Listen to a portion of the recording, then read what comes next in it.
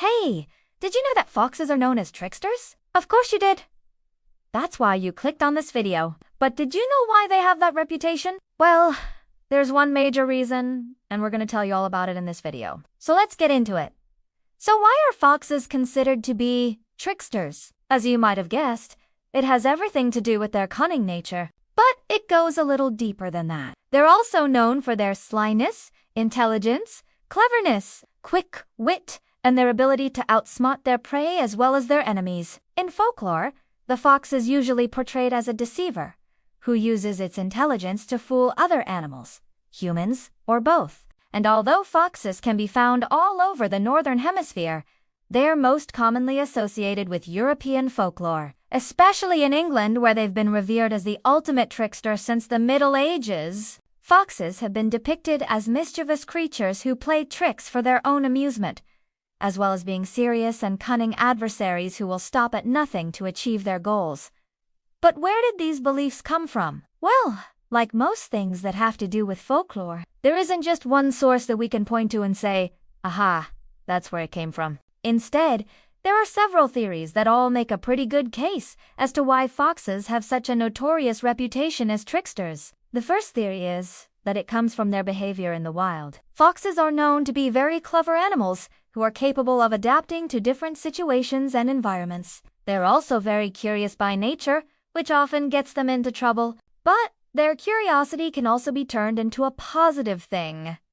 When it comes to hunting, for example, a fox might use its keen sense of smell to track down a scent, then use its intelligence to figure out how to best approach and capture its prey. This behavior is what led many people to believe that foxes were inherently more evil than other animals, as they were seen as being too clever by half and therefore not quite right in the head. Theory no.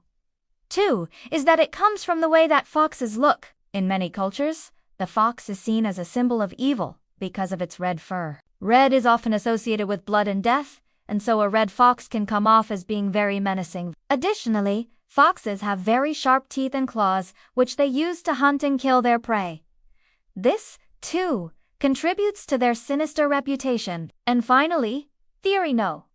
3 is that it comes from the way that foxes sound. A fox's bark is very loud and can be very piercing. This is often seen as a sign of aggression, and so people believe that foxes are more likely to attack if they feel threatened. In addition to their bark, foxes also make a very strange noise when they're trying to attract a mate. This noise is often described as being high-pitched and screechy, and it's definitely not very attractive to most people. However, to some, it sounds like laughter. And that S, where we got the saying a fox's laugh is like a goose's cackle, meaning evil or deranged. So those are the 3 main reasons as to why foxes have such a bad reputation. Now, before you go thinking that I am some kind of animal rights activist who is trying to paint foxes in a bad light, let me clarify. I'm not. Foxes are predators, and it's in their nature to hunt and kill other animals. They're also very capable of defending themselves against humans, so it's important to be aware of their capabilities if you ever find yourself in the wild. However,